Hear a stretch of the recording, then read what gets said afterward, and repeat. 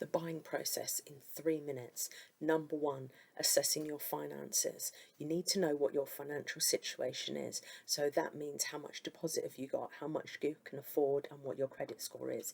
Number two, get mortgage in principle or application in principle or decision in principle.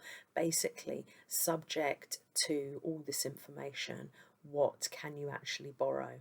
So you can either do it yourself or get a mortgage advisor to do it and say, in principle, based on my salary, my deposit, and my situation, would I be able to get a mortgage?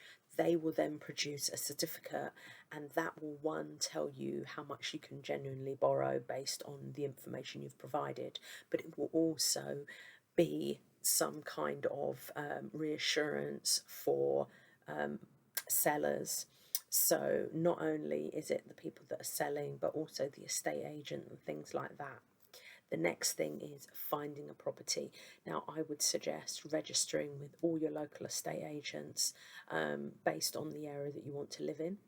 I would also make sure that I've set up all my alerts on Zoopla, Rightmove, on the market, any other websites you like to use, and check those periodically.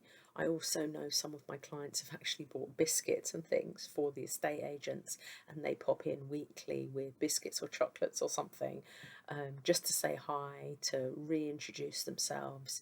So you never know, a property may be just about to go on the market when you go in and see them, and because you've been going on a regular basis, they may give you a heads up before they actually promote it and show it to everybody else.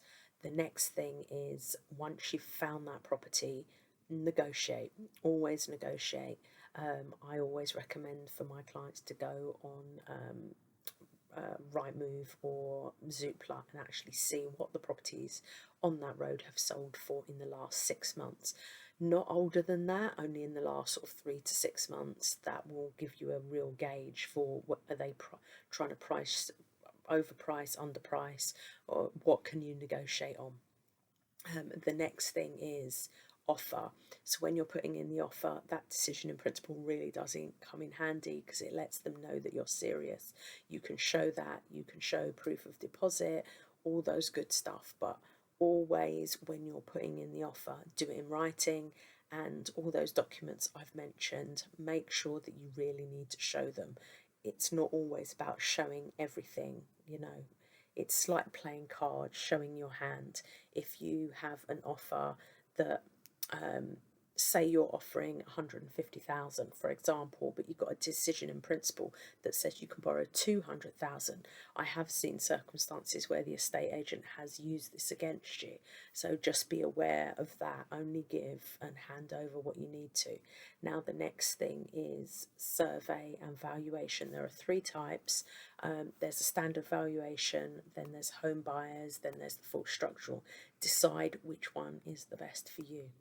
The next thing is finalise the mortgage. So once you've obviously put the mortgage application in, you've done the survey, you've done all that good stuff, you can possibly finalise mortgage, get that mortgage offer, which is all great.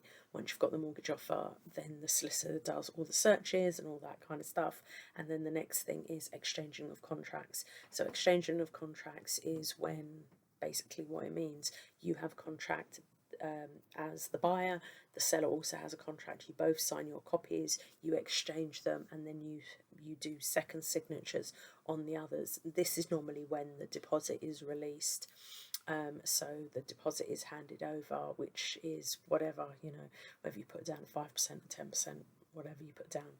And then completion is when the funds come from the bank. So say on exchange, put down a 10% deposit.